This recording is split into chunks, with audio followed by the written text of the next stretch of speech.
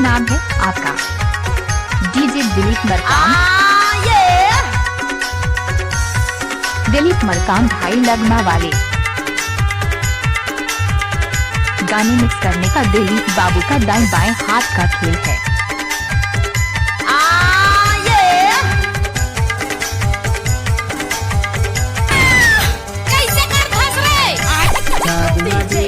बाज लगे हैं दुल्हन के बाज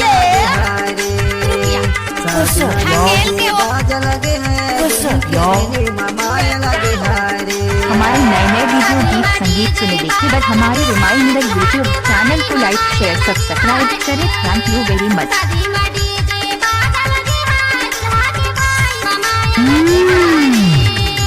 माया लगे हैं रे दिलीप मरकाम भाई लगमा वाले।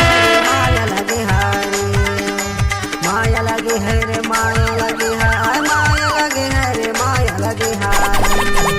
दिलीप मरकाम।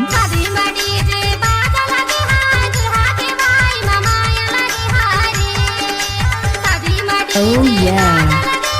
नाम तो सुना ही होगा दिलीप बाबू अखाड़ा टोला वाले। शादी में डीजे बाज लगे हैं दुल्हन के बहने मामाया लगे हैं। तुम्हें किया भरोसा यारा तेरी यारी ने। डीजे बाज लगे हैं दुल्हन के बहने मामाया लगे हैं। गाने मिक्स करने का दिलीप बाबू का दाएं बाएं हाथ का खेल है। डीजे डीजे ओह yeah। इस गाने को मिक्स किया है दिलीप बाबू राम लगमा वाले। What's up, y'all? What's that crew?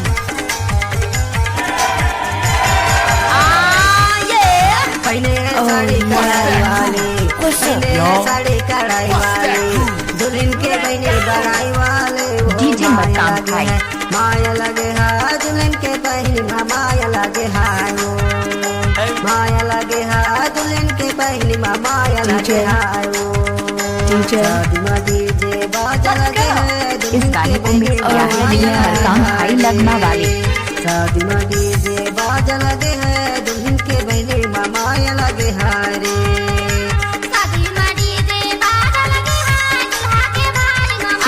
चमकदार पैरों में नहीं आती लड़की मजेदार और खूबसूरत पैरों में नहीं आती। ओह yeah। डीजे क्या नाम है आपका? डीजे मरकाम भाई।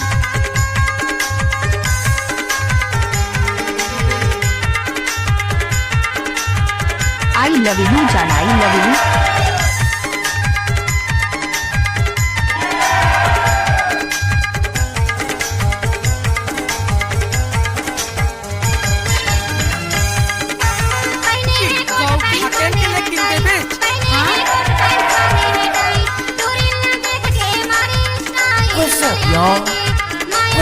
नाम तो सुना ही होगा दिलीप बाबू अखाड़ा टोला वाले।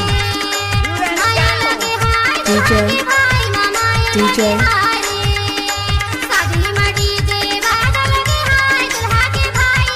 हरी हरी घासों में चाबी पड़ी है पीछे मुड़ के देखो तुम्हारे गर्लफ्रेंड खड़ी है। शादी में डीजे बाज लगे हैं दुल्हन के बहनी मामाया लगे हैं। शादी में डीजे बाज लगे हैं दुल्हन के बहनी मामाया लगे हैं।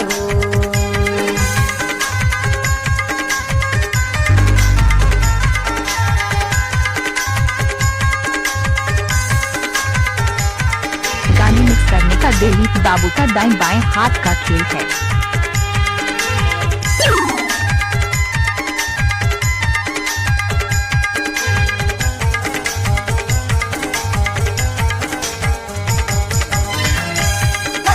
हरियारे मड़वा पे यारे हरे दे हरियारे ओह yeah। मंगनी तारा के ले हरी हरी घासों में चाबी पड़ी है मुड़ के देखो तुम्हारे गर्लफ्रेंड खड़ी है। माया लगे है आई लव यू जाना आई लव यू।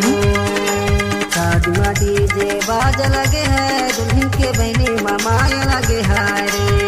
हमारे नए नए वीडियो गीत संगीत सुने देखिए बट हमारे रिमाइंडर यूट्यूब चैनल को लाइक शेयर सब्सक्राइब करें। थैंक यू वेरी मच।